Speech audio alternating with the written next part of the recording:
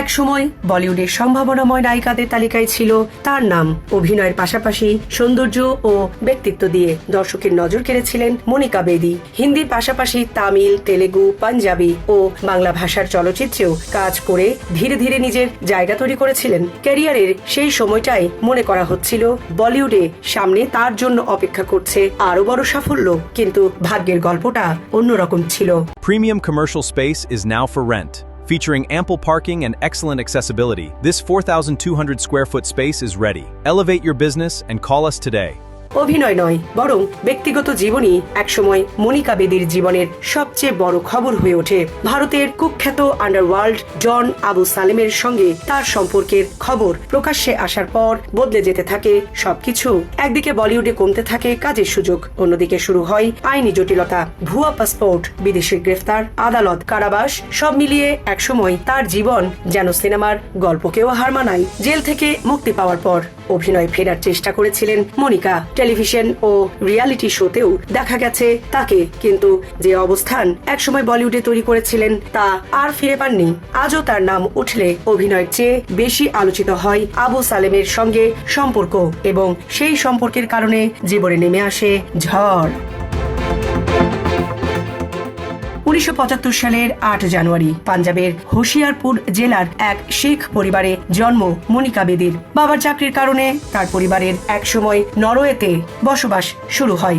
বিদেশে বেড়ে ওঠার পরও অভিনয়ের স্বপ্ন তাকে টেনে আনে ভারতের দিকে। পড়াশোনা শেষ করে সেই স্বপ্ন পূরণের জন্য ভারতে ফিরে আসেন মনিকা। 90-এর দশকের মাঝামাঝি সময়ে চলচ্চিত্রে অভিষেক হয় তার। শুরুতে বড় ধরনের সাফল্য না এলেও দক্ষিণ ভারতীয় সিনেমা এবং পাঞ্জাবি চলচ্চিত্রে কাজ করে পরিচিতি পেতে থাকেন তিনি।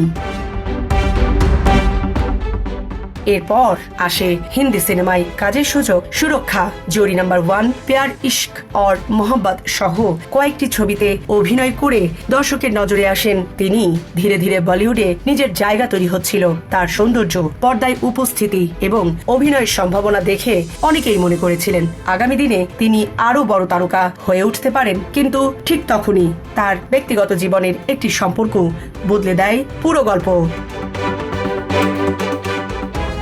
90-এর দশকের শেষ দিকে মনিকা বেদির সঙ্গে পরিচয় হয় আবু সালেমের। একটি সাংস্কৃতিক অনুষ্ঠানে তাদের পরিচয় হয়েছিল। পরিচয় থেকেই ঘনিষ্ঠতা। এরপর সম্পর্ক খুব অল্প সময়ের মধ্যেই দুজনকে ঘিরে শুরু হয় নানা আলোচনা। আবু সালেম তখন ভারতের অন্যতম আলোচিত পলাতক অপরাধী। বলিউডের সঙ্গে তার যোগাযোগ, প্রযোজক ও তারকাদের হুমকি, চাঁদাবাজি এবং চলচ্চিত্রে অর্থ বিনিয়োগের মতো নানা অভিযোগে তার নাম নিয়মিত সংবাদ মাধ্যমে আসত।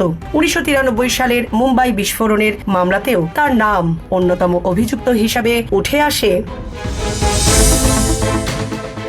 আবু সালেমের সঙ্গে মনিকা বেদির সম্পর্কের খবর প্রকাশ্যে আসার পর বলিউডে তাকে ঘিরে শুরু হয় ব্যাপক আলোচনা। তার ব্যক্তিগত সম্পর্ক ধীরে ধীরে পেশাগত জীবনেও প্রভাব ফেলতে থাকে। ধীরে ধীরে কমতে থাকে নতুন ছবির প্রস্তাব। মনিকা বেদির জীবনের সবচেয়ে নাটকীয় অধ্যায় আসে 2002 সালে। সে বছরে পর্তুগালের রাজধানী লিসবনে আবু সালেম ও মনিকা বেদিকে গ্রেফতার করে স্থানীয় পুলিশ। অভিযোগ ওঠে তারা ভুয়া পরিচয় ও জাল পাসপোর্ট ব্যবহার করে সেখানে অবস্থান করছিলেন। জীবন অবাক না করলে কে করবে? 28% মিল্ক ফ্যাটের অবাক করার সাথে ফ্রেশ মিল্ক পাউডার। জীবন অবাক করুক প্রতিদিন। গ্রেফতারের পর কয়েক বছর পর্তুগালে আইনি লড়াই চলে।